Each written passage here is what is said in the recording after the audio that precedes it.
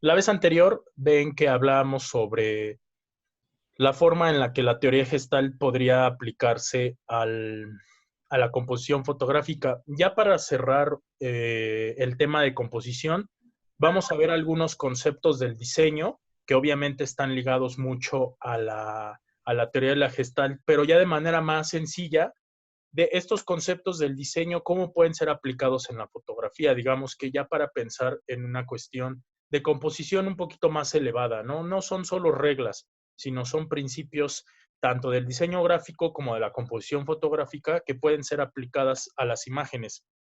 El, el primero de ellos, que es la simplicidad, más o menos dice que hay dos componentes de la composición que son de suma importancia. El concepto como un pensamiento unificado, es decir, el concepto de la foto o la idea de la foto, y la simplicidad con la que ustedes van a realizar esa fotografía. Ambos están fuertemente ligados. ¿En qué sentido están fuertemente ligados? En que la simplicidad es necesaria. Entre más simple sea la composición, más fácil es mantener el control de la atención del espectador. Es un poco lo que habíamos platicado en la clase pasada sobre el concepto de simplicidad desde la Gestalt. Mientras más simple sea la imagen, más fácil va a ser captar la atención del espectador. Vean, por ejemplo, este tipo de imágenes de Herbert Ritz, más o menos funcionan todas de manera similar. Tiene un fondo neutro y utiliza imágenes o figuras simples. Es el cuerpo humano, pero en posiciones bastante simples. Aquí tenemos otra que es un retrato de perfil. Igual es muy simple, es decir, no hay artificios. Esta parte de la simplicidad está muy relacionada con la parte anterior que ya habíamos visto en la Gestalt. Por ejemplo, Edward Weston lo que hace es igual trabajar desde la simplicidad. Él tiene una serie fotográfica sobre verduras, frutas. Entonces, es un concepto que ustedes siempre deben de tomar en cuenta al realizar su fotografía. Es decir, si se concentran en unificar un pensamiento, las fotografías tendrán atracción. Es importante que siempre en sus fotografías traten de que sean simples. Una foto que tiene demasiados elementos va a hacer que el espectador pierda la atención. Hay otro concepto importante que se llama el balance. En la fotografía está relacionado al contraste. Es una relación activa entre fuerzas opositoras. Si hay balance entre bloques de colores o bloques según su tamaño, se logra un equilibrio. Sin embargo, no hay balance. Si no hay un balance, se va a crear tensión visual. Si existe balance, podemos generar un balance a través de la simetría, por ejemplo, pero también podemos crear balance a partir de la creación de la tensión visual, es decir, lo asimétrico puede generar también un cierto tipo de balance. A mayor tamaño, mayor peso visual. Los colores cálidos pesan más que los fríos. Un objeto arriba pesa más que un objeto abajo. Un objeto hacia los extremos pesa más que uno hacia el centro. Los objetos en la derecha pesan más que en la izquierda y los tonos claros pesan más que los oscuros. Estos conceptos les van a ayudar mucho a entender dónde colocar lo que quieren retratar, sea un objeto o una persona, para generar peso visual.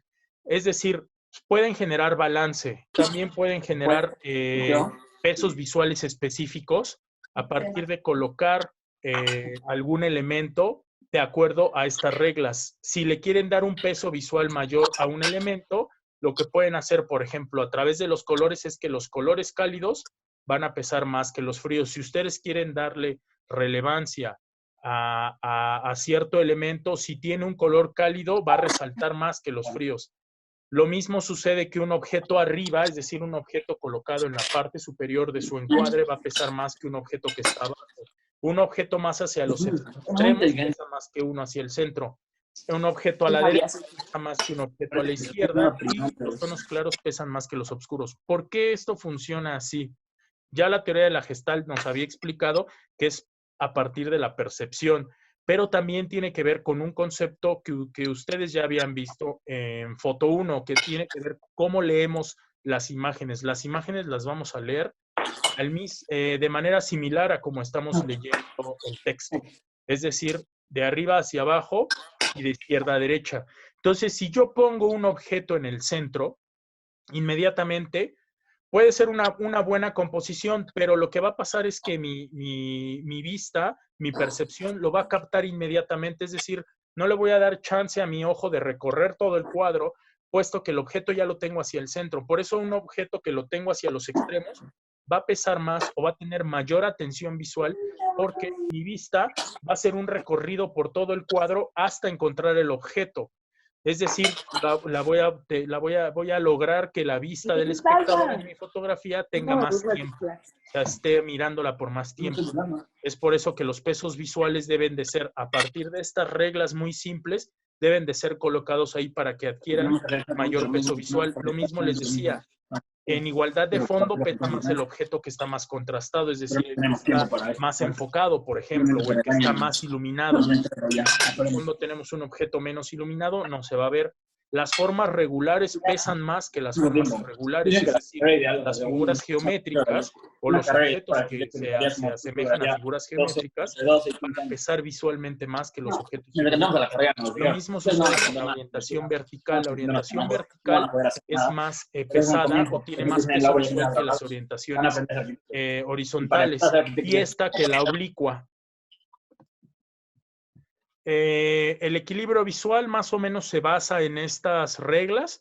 Tenemos un equilibrio simétrico, es decir, dos objetos equilibrados de igual forma. El equilibrio simétrico en la composición fotográfica se asemejaría a la simetría, a estos ejercicios que ya han visto en reiteradas ocasiones. El equilibrio asimétrico lo que va a generar es que tengamos una imagen que se equilibre con otra imagen de forma en que mantengan el equilibrio. No importa si la otra imagen es más grande o más pesada, pero se mantiene en el equilibrio. Y bueno, el desequilibrio sería que la última imagen, digamos que resulta incluso como contradictoria, porque no podemos entender cómo un objeto más pesado pueda mantenerse en equilibrio. A través de estos tres esquemas aplicados a la fotografía, ustedes pueden generar un peso visual en específico. Más o menos en este ejemplo, es una composición sencilla, es la mano de un orangután sobre una cuerda. Si se dan cuenta, el peso específico de la imagen está sobre la mano. Primero, porque es el objeto más grande, porque es el objeto que está colocado a la derecha. Además, es el objeto que tiene mayor textura, mayor volumen, hay contraste. Si se dan cuenta, los dedos están más iluminados. Y además está colocado de forma vertical. Sin embargo, aquí existe una especie de equilibrio asimétrico. ¿A qué me refiero con equilibrio asimétrico? Estas composiciones funcionan muy bien porque, si se dan cuenta, la cuerda está fungiendo como una especie de elemento que equilibra la imagen, pero obviamente es un equilibrio asimétrico porque la cuerda no tiene ni el mismo tamaño ni la misma textura. Sin embargo, si se dan cuenta, existe un equilibrio asimétrico como el que ya habíamos visto anteriormente. Tengo, por un lado, la mano del orangután, que es un objeto pesado donde estoy concentrando la atención del espectador, pero al mismo tiempo tengo la cuerda que está generando o está fungiendo como una especie de contrapeso de menor tamaño, pero genera un equilibrio asimétrico que resulta agradable para la vista.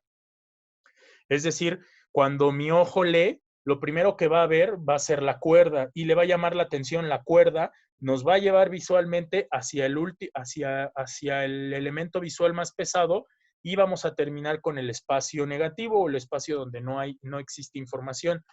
Esto precisamente, o este tipo de composiciones, les permiten a nuestra imagen generar una composición más adecuada, más concisa. Lo mismo sucede aquí. Vean en el ejercicio es una manzana. Es una buena foto porque está al centro, está equilibrada. Se podría decir que se está jugando con la simetría. La simetría, como valor compositivo, resulta bastante agradable para la vista. Sin embargo, si deseamos darle un peso visual a algo, lo que tenemos es que descentrarlo. Es decir, vean, ahora como coloco la manzana, tal vez encima de unos libros, la coloco a la derecha y la coloco abajo. Entonces, vean la línea, cómo se genera una especie de lo que les explicaba de tensión visual. Mi ojo va a leer toda la imagen antes de llegar al objeto que tiene el peso visual específico. Este tipo de composiciones funcionan, funcionan de manera muy efectiva y pueden ser utilizadas para describir incluso acciones. En este caso, tenemos todo es simétrico, si se dan cuenta, hay líneas marcadas, es un espacio, pues sí, más o menos, si quitábamos al hombre que va caminando por la arena, todo estaría simétrico, no habría ningún peso específico. Sin embargo, si yo ubico ahora del lado contrario a una persona caminando, es decir, está colocada en la parte de abajo, en la parte inferior, pero en la parte derecha, ¿qué es lo que va a pasar con la mirada? Lo que estoy describiendo es el movimiento que va a hacer el sujeto. Si ustedes notan en esta imagen, todo es asimétrico, pero el peso visual específico está sobre el hombre.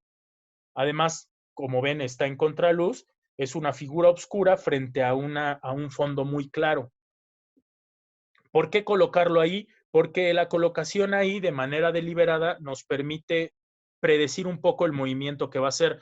Si ustedes quieren en sus fotografías describir un poco el movimiento, entonces si el hombre se va a mover de izquierda a derecha, entonces lo vamos a colocar en la izquierda para describir el movimiento que va a hacer. Es decir, en esta fotografía existe cierto tipo de tensión visual en el sentido de que nuestro cerebro siempre va a estar esperando que ese hombre se mueva, ¿no? Que siga su trayecto natural. ¿Qué pasaría si yo lo colocara al revés? Si yo al hombre lo colocara igual en la parte inferior, pero a la derecha.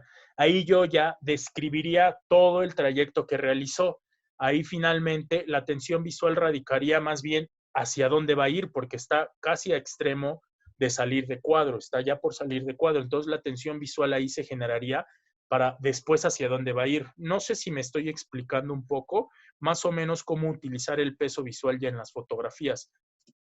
Lo mismo, como les decía, sucede aquí, caso contrario, si yo quiero describir el movimiento, entonces la mayor parte de mi peso visual, es decir, la mayor concentración de imagen la voy a colocar en la parte derecha de mi fotografía, porque así estoy describiendo el trayecto del tren. Además, esta composición se está reforzando con una serie de líneas y de punto de fuga, que es el que podemos ver en la parte casi superior izquierda. Si se dan cuenta, el peso visual radica en la derecha y nos está describiendo que el movimiento ya terminó o que el tren va en movimiento, ¿vale? Entonces, eso es la importancia del peso visual. ¿Qué pasa si colocamos un objeto ahora en la parte superior, pero a la izquierda? Parecería que está flotando. Entonces, cuando nuestro cerebro, cuando nuestra percepción o cuando nuestros ojos lee la imagen, lo primero que se encuentra es con el objeto que adquiere la mayor relevancia o el mayor peso. Y al no encontrar después otros elementos, da esta sensación de que está flotando, ¿no? Esta imagen nos serviría para describir a lo mejor un objeto en un estado como muy inmaculado, casi que está flotando, para dar esta percepción. Entonces, ahí, por ejemplo, completamente centrado y con mucho aire alrededor, que es lo que el peso visual en este caso radica en la casa o en el muelle, y lo que nos va a permitir es una sensación de estabilidad. ¿Por qué? Porque justo está en el centro, abajo, y no hay movimiento. O sea, está incluso casi de manera simétrica. Recuerden que la simetría nos da esta sensación de estabilidad. Entonces aquí colocar nuestro peso visual específico en el centro de la imagen nos va a generar equilibrio. Entonces, si se dan cuenta como para qué funcionan más o menos los pesos específicos. Aquí el peso visual radica en el rostro del perro. Cierro mi encuadre y si se dan cuenta, como no hay aire alrededor, aquí lo que pareciera es que está como más encerrado, tal vez se puede sentir un efecto más hogareño o más íntimo ¿no? Si se dan cuenta, el peso visual está ocupando casi toda la pantalla, está rellenando todo el encuadre.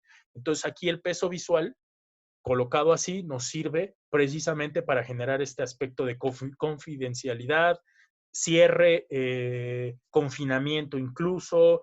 A lo mejor si fuera una persona podríamos generar más empatía porque estamos más cerca de ella. Entonces, aquí radica la importancia de dónde colocar el peso visual.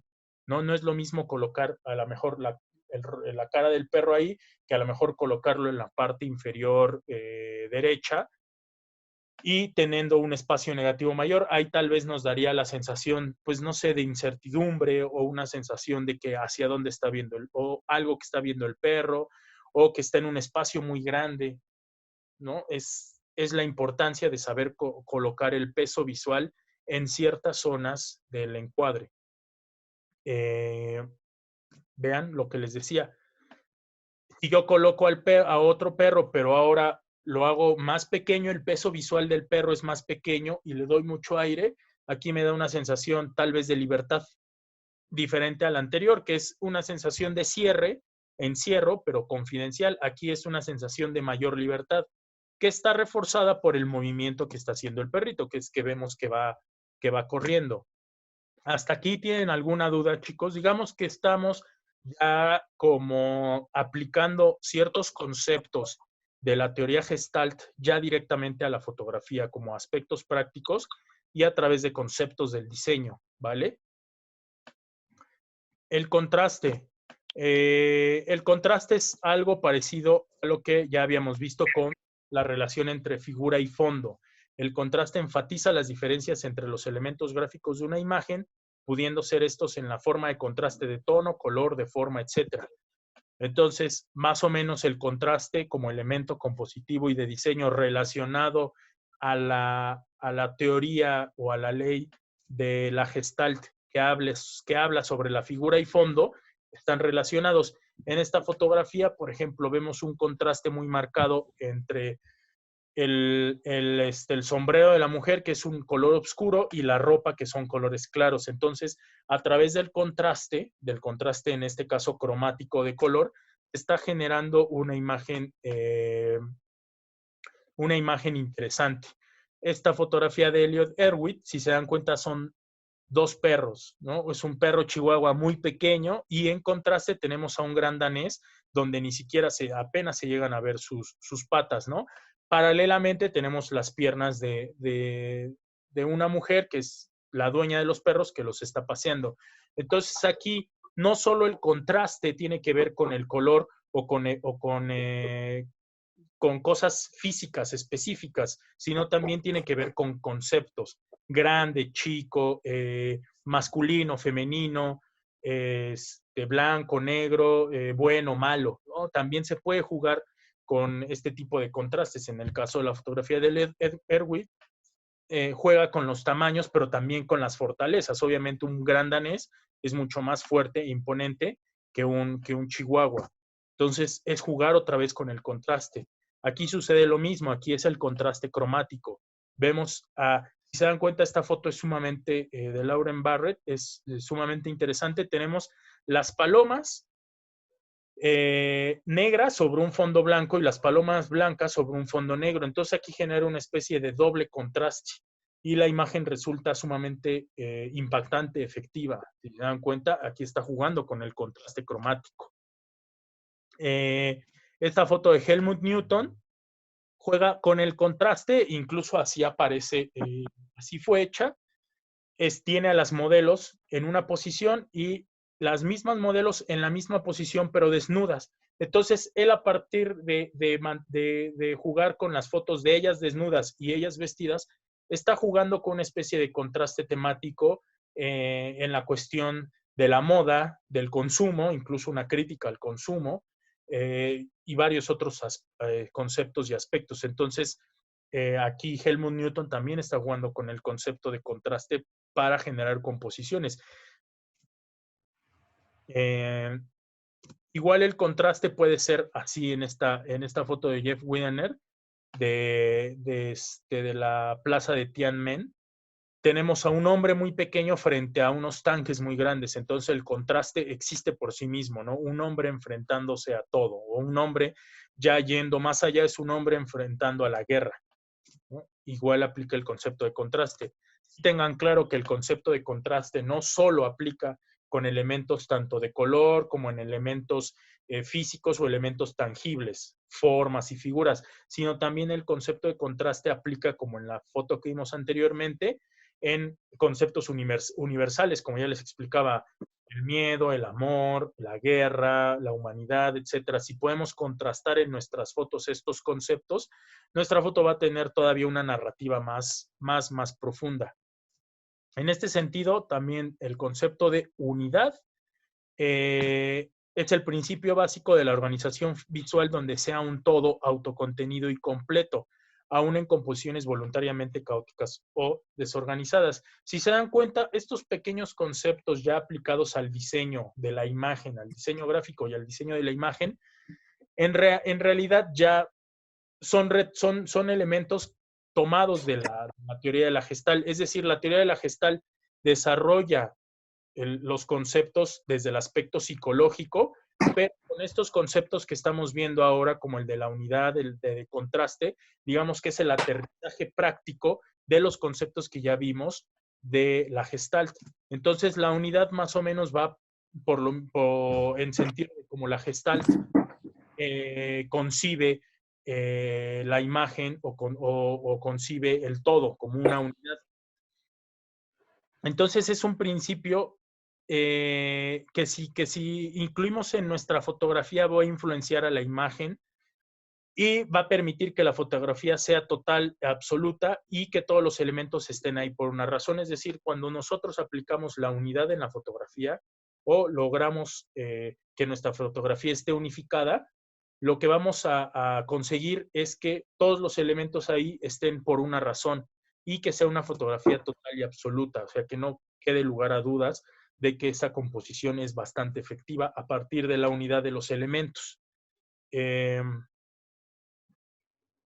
Por ejemplo, esta es una fotografía macro de David Parfait. Si se dan cuenta, es una burbuja que tiene varias burbujas, pero en sí la burbuja ya ejemplifica las demás burbujas, es decir, todas las demás burbujas que están alrededor forman una unidad con esa burbuja, o sea, existe relación entre ellas.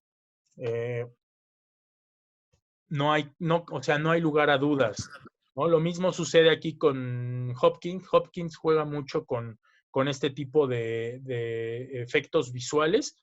Si se dan cuenta, todo lo une para formar una imagen.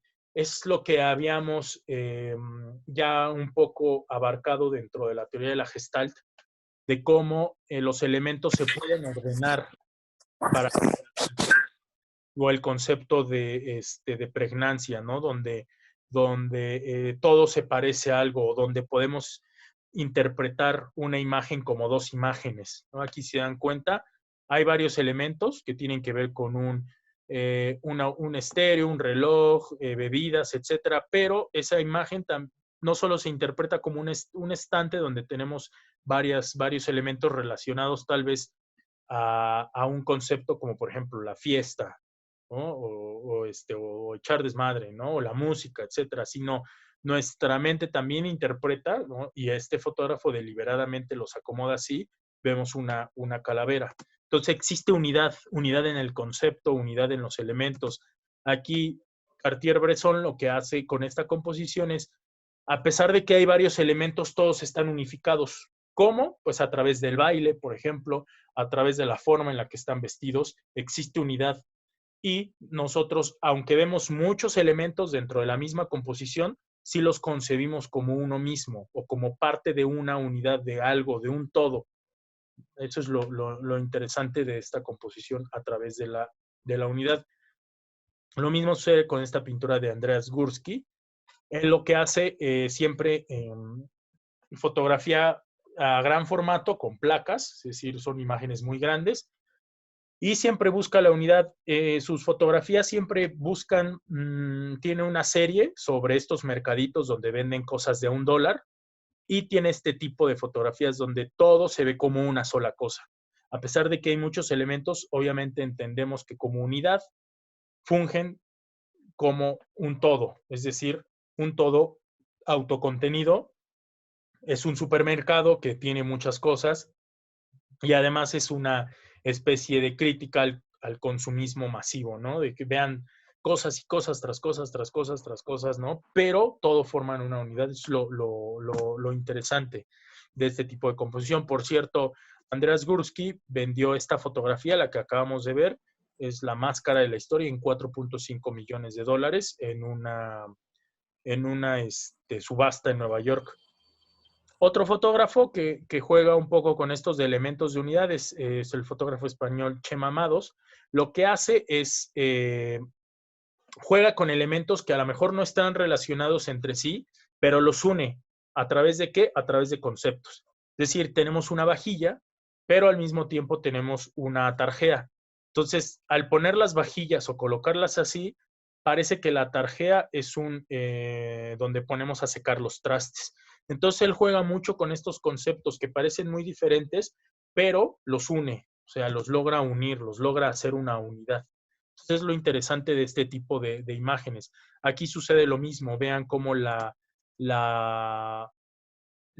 escalera puesta junto a un espejo parece que fuera una escalera atravesando una ventana, ¿no? Entonces, logra a partir de elementos que no están relacionados, a través de su creatividad, logra hacerlos una unidad, es decir, como si formaran parte de un todo, ¿no? Vean, lo mismo sucede acá.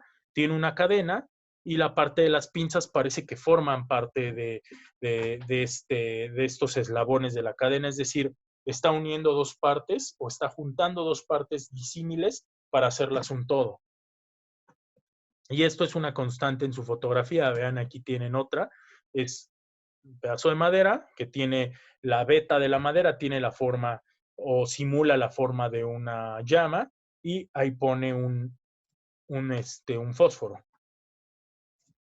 Este tipo de concepto de unidad también aplica mucho para la fotografía de publicidad. Por ejemplo, aquí en esta de Louis Vuitton, maneja otra vez el concepto de unidad, no solo por los elementos que claramente se vinculan. O sea, tenemos las maletas, ¿no? Vemos que al fondo hay libros, una cámara, es decir, está relacionado con el viaje, ¿no? Y tenemos a una pareja que parece que está planeando. Entonces, todos los elementos, a pesar de ser elementos variados, se unen en un solo concepto, que es a lo mejor el de descubrimiento, el de viaje. Esta campaña de Louis Vuitton fue una como de las más conocidas y juega a través de estos elementos. Vean, aquí tenemos a Maradona, a Pelé, a Zidane.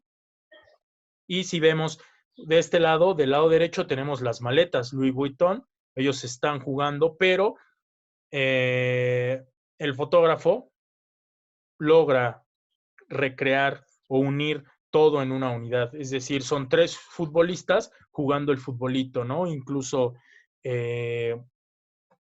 juega con esta cuestión de que todo está unido, todo está vinculado. Y además, pues mete la cuestión de las maletas, ¿no? Entonces juega mucho con este concepto de la unidad a través de los conceptos. Aquí tenemos a Bono con su esposa y dice, en la parte de abajo dice el viaje, todos los viajes empiezan en África, algo así, y vuelve a jugar otra vez con estos conceptos, ¿no? Vemos a un hombre y a una mujer bajando de una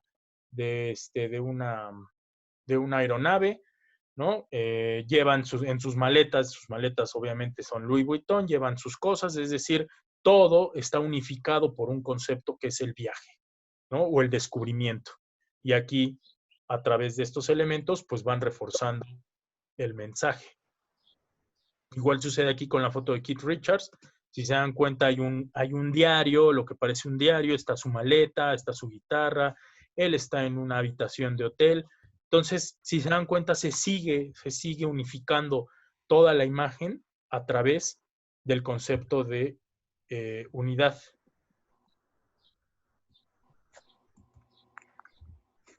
En este sentido, vamos a tener el concepto de proporción. Ya habíamos visto un poco esto de la proporción, basados en la filosofía griega de la proporción o la regla dorada. Debe haber armonía entre los tamaños relativos de los objetos. Ya la cuestión de la proporción dorada y todo eso ya lo habíamos visto, pero digamos que el concepto en general de proporción lo que nos va a permitir es, en la fotografía, es generar o darle importancia a algo. Hitchcock, para cuando hacía cine, decía que el tamaño de un objeto en cuadro debe ser proporcional a su importancia en la historia. Este concepto es usado tanto en cinematografía, pero aplica de igual forma en la fotografía. Es decir, también el tamaño de los objetos va a ser fundamental, no solo para determinar el peso visual que van a tener, sino para darle mayor peso en la historia. Es decir, un objeto más grande debe de tener un peso visual más grande dentro de su foto. ¿Por qué? Porque es a lo mejor el concepto al cual le están dando mayor importancia en la historia. Aquí, por ejemplo, Gursky lo que hace es darle todo el tamaño, o sea, todo el mayor tamaño a la estructura. O sea, él compone así. Todo el tamaño lo tiene la estructura. No importa si hay gente recorriendo los pasillos, la gente es muy pequeña y no le interesa. Lo importante para él es la estructura, ¿no? O el papel que juega la estructura. Entonces, a eso le va a dar el mayor tamaño. Lo mismo sucede con esta foto de C. Núñez, donde, si se dan cuenta, el hombre que está acostado junto a la piscina está incluso cortado casi por la cadera, y el mayor peso visual lo tiene la mujer de vestido negro que va caminando. Si se dan cuenta, es un fondo más o menos neutro o similar, y el mayor peso visual radica en la mujer, en la proporción, es decir, la mujer tiene la mayor proporción del cuadro. Si ustedes dividen el cuadro en piezas, se van a dar cuenta que la proporción de la mujer es una de las mayores. Obviamente, el fondo, la pared, pues es más grande, pero como no hay ningún elemento ahí, toda nuestra atención se va hacia la mujer de vestido negro. Si se dan cuenta, en la proporción y el peso visual juegan en el mismo cuadro, ¿no? Están en constante relación. Cuando iba al asilo. ¿Mandé? ¿Qué pasó, Sinaí? Perdón, profe. No te preocupes. La proporción, en cuestiones técnicas, los lentes angulares pueden cambiar el tamaño percibido de los objetos, haciéndolo ver más grande. O sea, cuando están cerca del lente, como más pequeños cuando se alejan. Recuerden que los lentes angulares, me refiero a los lentes 30, 40 milímetros, 35 milímetros, 28 milímetros, van a cambiar el tamaño de los objetos, haciéndolo ver más grande cuando están cerca, como más pequeños cuando están lejos. Por otro lado, un lente telefoto, es decir, un 80, un más, un 100, un 150, un 200, puede hacer ver a un sujeto del mismo tamaño de un edificio, ¿no? Entonces, también es importante que cuando ustedes quieran jugar con la proporción en sus imágenes, tengan en cuenta qué tipo de objetivos o qué tipo de lentes van a utilizar. Si quieren que la proporción sea grande, en este caso como la fotografía de Robert Dosno, es un lente angular. Yo podría decir que este es un 35, un 28 milímetros. A la hora de acercarse, si se dan cuenta, el niño adquiere un mayor tamaño, ¿no? El niño colgado en el anuncio de paso de escuela adquiere un mayor tamaño con respecto a los demás. Entonces aquí le estamos dando la mayor proporción visual del cuadro. El caso contrario sucede con un telefoto. Si se dan cuenta, la mujer aparentemente tendría el mismo tamaño del edificio. Entonces aquí se está jugando un poco con las proporciones. Estoy haciendo más pequeño un edificio. No es lo mismo que a la modelo la retrate debajo o junto al edificio, y pues el edificio tan grande no se vería completo. En cambio, nos alejamos y con un lente telefoto podemos lograr este tipo de efectos de proporción. E incluso de lenguaje audiovisual. Hasta aquí queda claro, chicos. De todas formas, esta presentación la tengo como un pequeño video de corrido en el que ustedes le pueden ir poniendo pausa. Está sin sonido porque precisamente estaba diseñado para que yo diera la clase. Entonces yo les voy a subir el video de todas formas de manera independiente, y esta presentación se está grabando y va para YouTube. Si se llega a cortar, vuelvo a hacer la transmisión porque al parecer Zoom solamente me permite 45 minutos de corrido. Entonces, si se llega a cortar, vuelvo a reanudar desde donde nos habíamos quedado, ¿vale? Ok, gracias, profe. De nada, Simón. El ritmo es la repetición de elementos similares que pueden crear patrones de organización con ritmos similares a la composición musical, a veces de formas muy marcadas o a veces de formas muy sutiles. El ritmo es muy importante para darle a nuestra fotografía una mayor capacidad compositiva. Entonces, perdón, a partir del ritmo, por ejemplo, en este caso, la fotografía de Rubén Afanador, si se dan cuenta, existe un ritmo. Ahorita vamos a hablar de que el ritmo se puede romper, pero si se dan cuenta, existe un ritmo. Los hombres vestidos de blanco llevan un ritmo de este lado de la derecha y un ritmo del lado de la izquierda. Es decir, están similares, ¿eh? Existe ritmo. Nuestra percepción identifica inmediatamente que hay un ritmo, porque todos están colocados de la misma forma y además están realizando un movimiento. Obviamente aquí hay un elemento que va a romper con el ritmo, ahorita vamos a hablar de ello, pero es importante que vean cómo existe el ritmo. Aquí hay elementos repetidos, aunque, igual la del fotógrafo Rubén Afanador, aunque están realizando diversos movimientos, hay elementos que nos permiten identificar que son similares, es decir, son todas mujeres con abanicos. Insisto, aunque están realizando diferentes movimientos, existe un ritmo. O sea, nosotros sentimos que hay ritmo, hay ciertas repeticiones, no solo de movimientos tal vez, o no únicamente de movimientos, sino de la colocación de los objetos. Hay un ritmo y esto es bien importante que lo entiendan en la foto. Una foto que es, tanto en el cine como en la foto, el elemento del ritmo es un elemento muy importante para que nuestra foto o nuestro video o nuestra película se sienta original y se sienta efectiva. Es el ritmo, es el resultado de la repetición de líneas, tonos, formas, volúmenes y colores. La repetición de un motivo aumenta la armonía de una escena. El ritmo permite además unificar los diferentes elementos de la imagen para conferirles unidad y fluidez.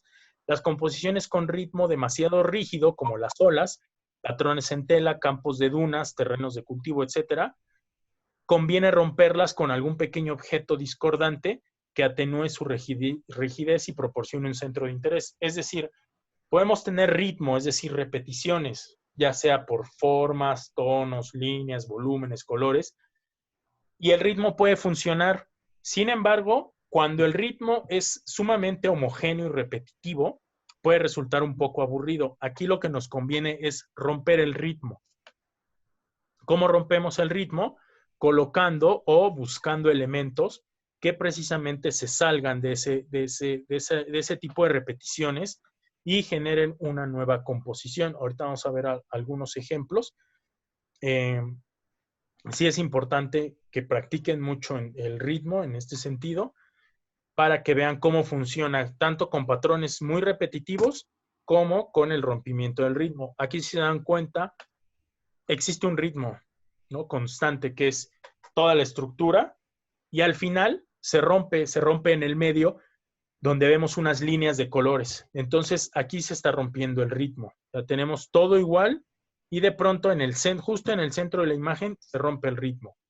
Esta fotografía de McCurry también funciona del mismo modo. Vean, existe un ritmo, una repetición de los elementos y de repente hay otro elemento que rompe con ese ritmo, que es el hombre de verde. Entonces hay un rompimiento del ritmo, lo que le permite a nuestra imagen ser incluso más atractiva para la vista, para nuestra percepción.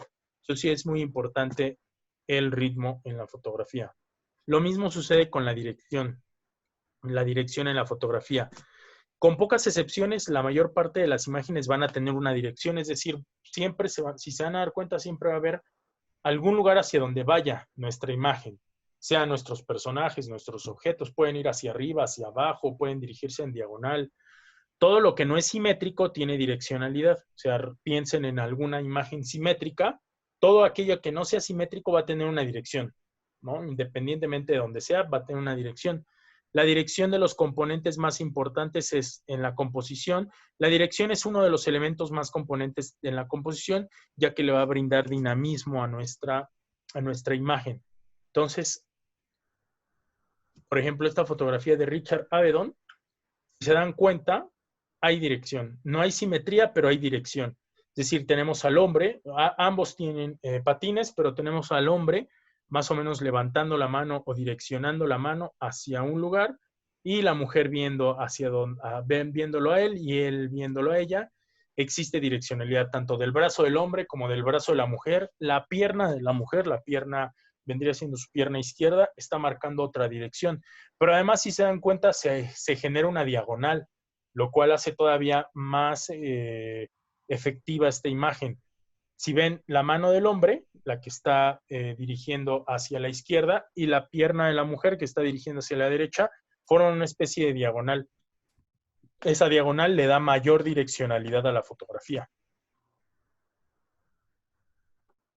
Vean, aquí es un poco también el cuerpo. El cuerpo del hombre tiene una dirección, las piernas de la mujer e incluso las piernas del hombre tienen otra dirección. Entonces, hay constante dirección.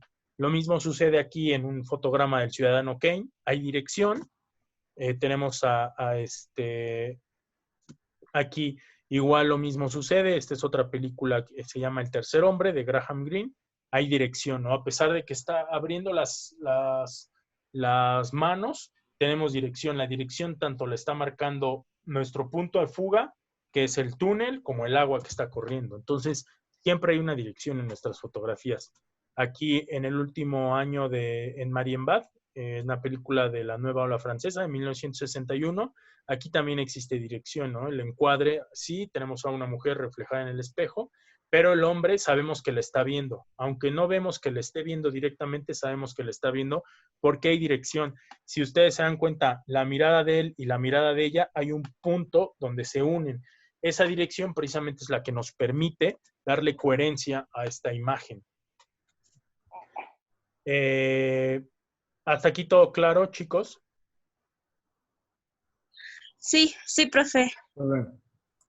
Ok, la atención visual. ¿Qué es la atención visual? Un poco relacionada con lo que ya habíamos visto con el peso visual, pero es la relación o contraste entre elementos balanceado o desbalanceados. ¿Qué pueden crear tensión visual? Una imagen sin tensión visual tenderá a ser muy simple y a veces aburrida en relación a imágenes con una mayor tensión.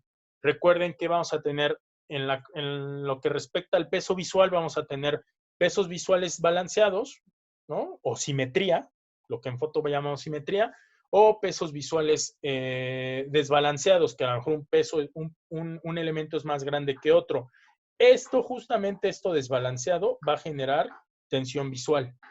Es un poquito, si recuerdan lo que ya habíamos visto en la teoría de la Gestalt, que se puede generar tensión visual a partir del desbalance de los elementos o a partir del acercar o alejar los elementos, ¿no? En esta foto de David LaChapelle, para una campaña de Estamos Nueva York, tenemos la tensión visual, es decir, tenemos a Britney Spears, ¿no?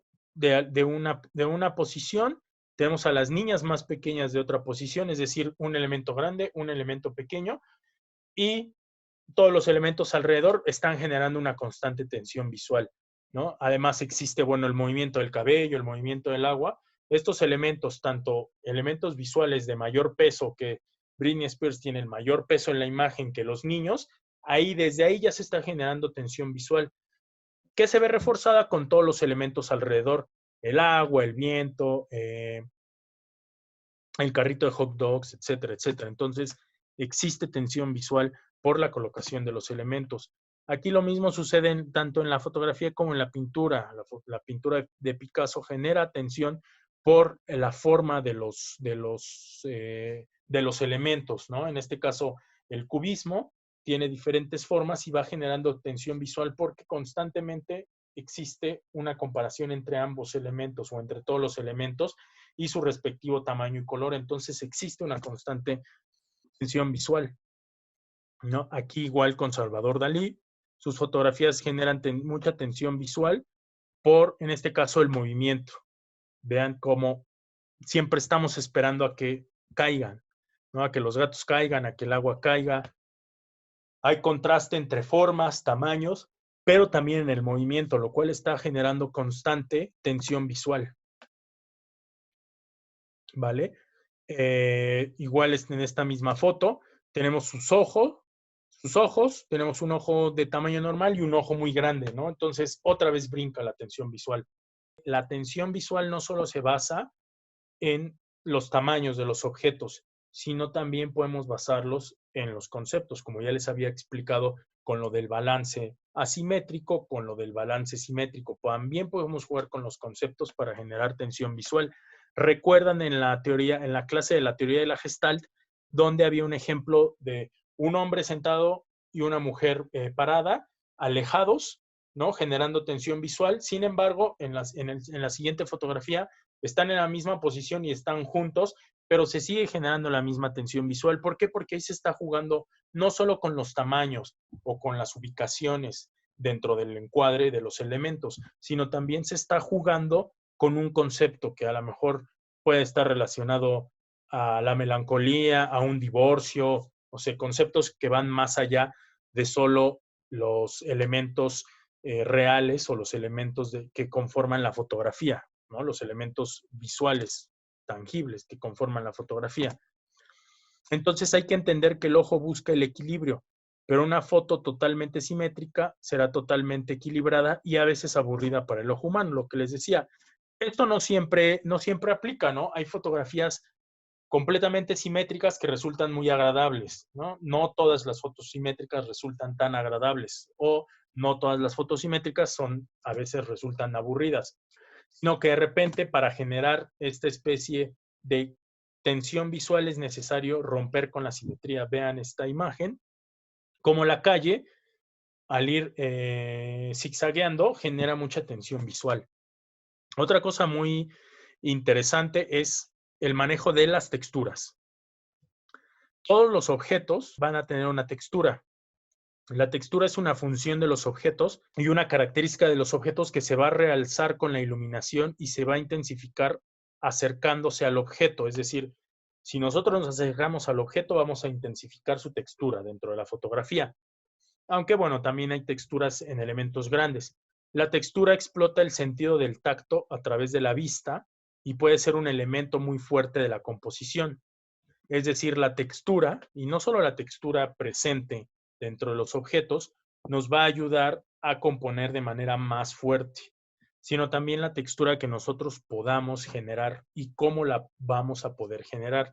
Si se dan cuenta, en esta foto de Magdalena Roseler, vemos una textura muy clara en el piso, lo cual resulta incluso en esta sensación de casi querer tocarlo o esta sensación de casi tocarlo, ¿no? La textura es muy marcada.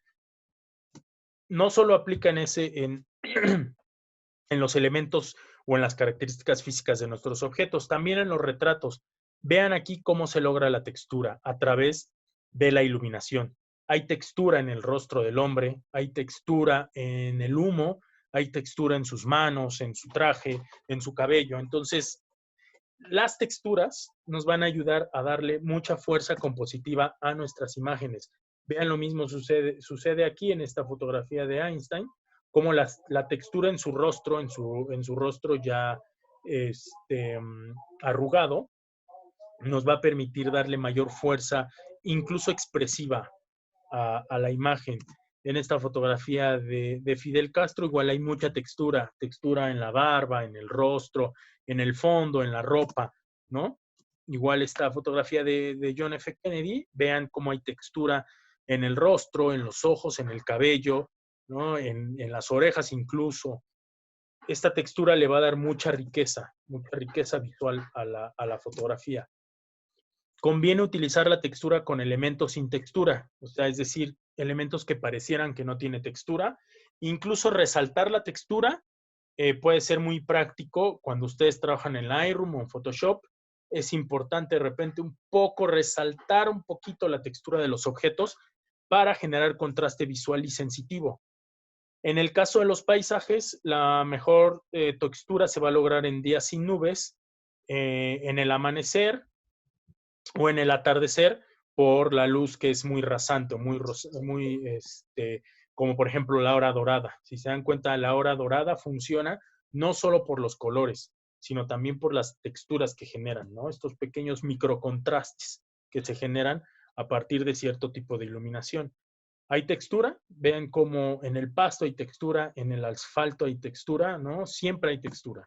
Lo mismo sucede con estas fotografías del desierto, hay textura en la arena, hay textura en las nubes, ¿no? Y le da mucha capacidad, mucha fuerza a nuestra composición.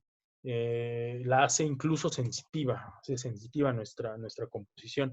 Entonces, la textura es un elemento que le da más dinamismo a las imágenes y al ver textura, esta nos estimula el sentido del tacto, razón por la cual la mayoría de estas imágenes serán más importantes o relevantes para las personas que tienen mayor tendencia a ser táctiles. Es decir, si a ustedes les gusta ser táctiles o si parte de sus fotografías van dirigidos a este tipo de espectadores, es importante que resalten la textura para darle más fuerza compositiva a todas sus fotografías.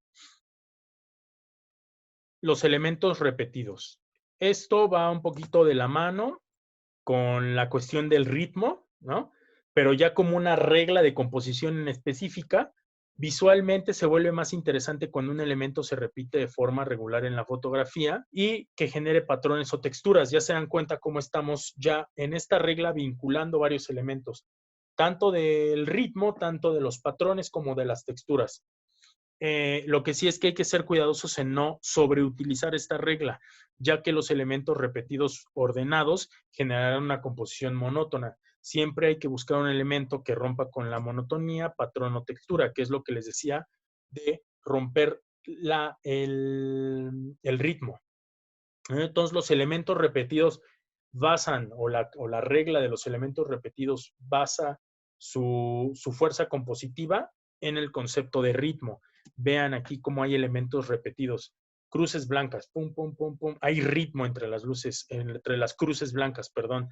Sin embargo, hay un elemento que rompe, que es una persona, presumiblemente un soldado, acomodando o barriendo un poco la tierra, ¿no? Entonces, vean cómo hay una repetición y de repente tenemos un elemento que rompe con ese equilibrio, con ese ritmo, con esos elementos repetitivos. Y volvemos a la fotografía de Rubén Afanador, donde existe un ritmo muy específico, ¿no? Y el rompimiento tal vez se puede dar a partir de las diferentes posiciones que hacen las bailarinas. Sin embargo, el ritmo no se pierde. Aquí en esta foto de Steve Meisel, lo que hace es, vean cómo juega con los elementos repetidos, ¿no? El vestido con el fondo, hay elementos repetidos, y de repente lo que podría romper un poco con este ritmo, ¿no? Hay ritmo entre las flores, entre los colores, es precisamente la modelo en sí, el color de su piel, los tatuajes que tiene. Es el cumpleaños del líder de Norcorea. Vean cómo existe una repetición, y de repente se rompe el patrón para darle paso a otro patrón, ¿no? Que son ahora los civiles, ¿no? Colores, un solo color o color monotono, ¿no? Que es los grises y los cafés, y colores, ¿no? Negros, verdes, azules, blancos, rojos. Entonces, como los elementos repetidos, mezclados ya con estas reglas, tanto de la textura como de los patrones y como del ritmo, la ley de los conceptos o la ley de composición de los elementos repetidos nos permite generar composiciones a partir de la repetición de los elementos, pero también a partir de la ruptura de ellos. El color también forma una parte esencial del elemento de la composición, es decir, los colores siempre nos van a decir algo. Esta regla dice que el ojo tenderá a seguir las partes más saturadas de la imagen o las partes con mayor contraste. También hay fotografías como los atardeceres, donde lo más bonito en ellos es el gradiente de color, o sea, el tono. Color que si tomamos y lo convertimos a blanco y negro perdería su gracia. O sea, de repente hay ciertas fotografías que funcionan a color y hay otras que funcionan en blanco y negro, ¿no? Siempre tenemos que estar atentos a los colores, ya que los colores pueden llegar a convertirse en los bloques primarios de atención y composición de una imagen. Es decir, los colores en sí pueden ser, solo el puro color puede ser el elemento principal. Aquí yo podría decirles que el color funge también como un elemento de peso visual. Recuerden que el peso visual da predominancia a los colores claros sobre los colores oscuros. Aquí de lo que se trata es jugar del contraste entre ellos. Por ejemplo, el fotógrafo Mario Sorrenti en esta fotografía juega precisamente con este contraste. Tiene un auto al fondo, abandonado, grafiteado con colores muy chillones, con colores muy fuertes, y tiene a la modelo con un color verde oscuro, liso, casi podría decir que es un color liso, y se genera una composición a través de los colores y del contraste. Aquí no solo es a través del contraste, recuerden que hay una teoría del color que habla de los colores complementarios. Ahorita les puedo pegar la rueda cromática para que vean cómo los colores complementarios funcionan también para este tipo de composiciones. Aquí esta fotografía de Christel Bangsgaard igual juega con los colores, ¿no? Existe un color muy, digamos, neutro, ¿no? Que va del blanco al color de la piel, y de repente mete un morado, que es entre morado y violeta. Entonces, salta a la vista. Este color salta a la vista inmediatamente. Annie Leibovitz, esto es a lo que me refiero con los colores complementarios. Por ejemplo, tenemos al rojo y el verde, ¿no? De algún modo son colores que se pueden complementar un poco. Vean el rojo como resalta, ¿no? Del fondo verde. Entonces, a través de la composición del color o a través de la elección del color, podemos también generar composiciones bastante interesantes.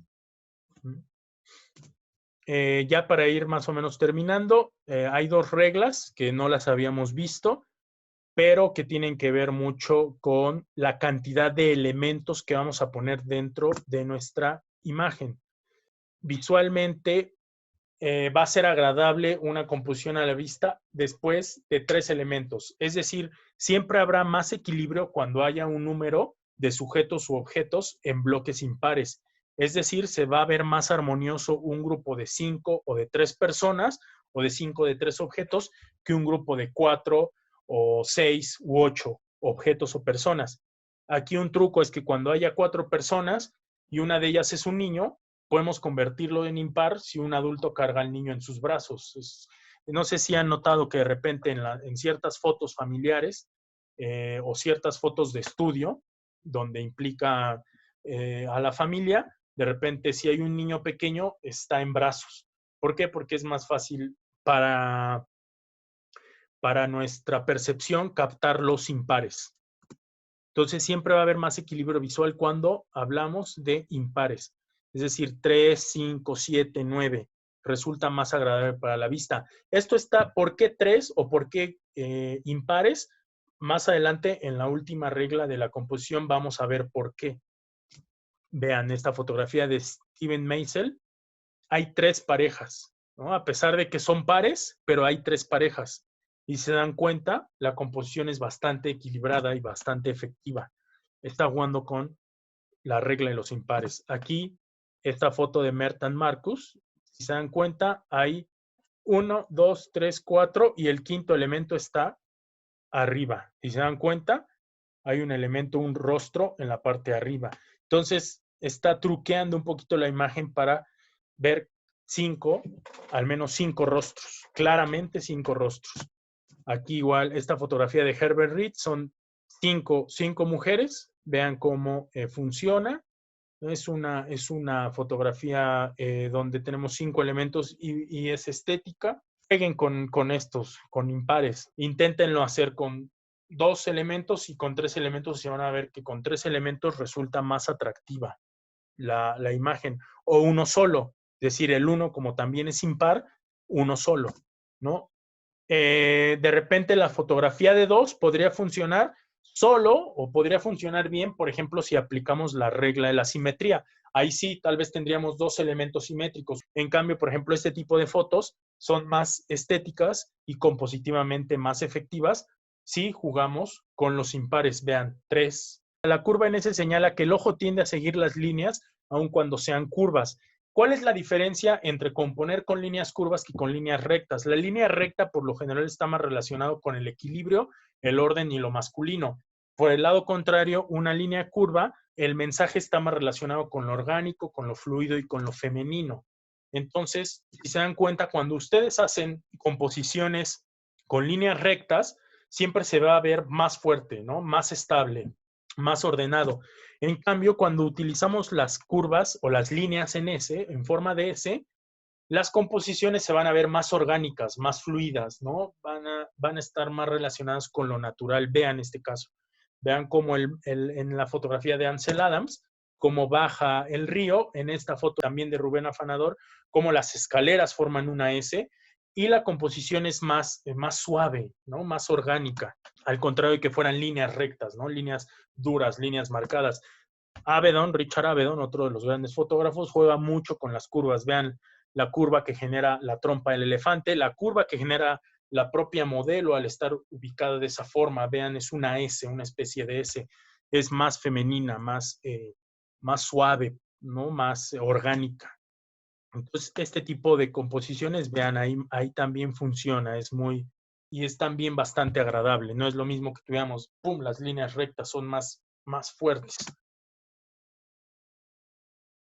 Los triángulos en la composición. Siempre que ustedes no encuentren cómo hacer funcionar una composición, les digo que echen mano de esta regla. Esta regla es ideal cuando hay muchos elementos en una imagen y no saben cuáles colocar o cuáles meter dentro de su encuadre.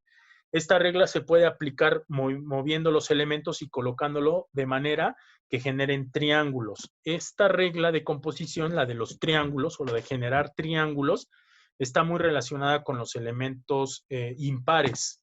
Vean esta foto de Patrick de Marchelier. Son elementos, es una foto con 3 elementos, es decir, es impar, hay 3.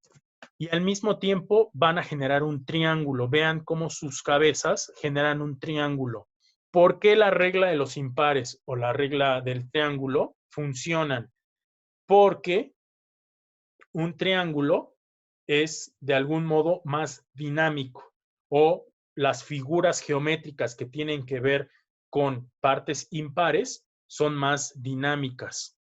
Al contrario, un cubo, un rectángulo es más estable, es más simétrico y de repente para la vista resulta un tanto más aburrido. Entonces, los elementos impares dan dinamismo. Por eso es que la regla de los elementos impares y la regla de formar triángulos en sus composiciones es sumamente efectiva y fácil de usar. Los triángulos generan dinamismo, ¿no? No es lo mismo tener un rectángulo o un cuadrado que es estable, que es aburrido, que es simétrico, cuando tenemos un triángulo que es dinámico, que está en constante movimiento. Entonces, por eso, tanto las reglas de los impares como la regla de los 3 va a funcionar de manera muy efectiva. Para generar este tipo de composiciones, si se dan cuenta, todos ya como conceptos están íntimamente relacionados con la teoría de la Gestalt. Es decir, la teoría de la Gestalt, lo que ya vimos, puso como las bases para de ahí definir estos elementos como el de la simetría, como el de la tensión, como el del ritmo,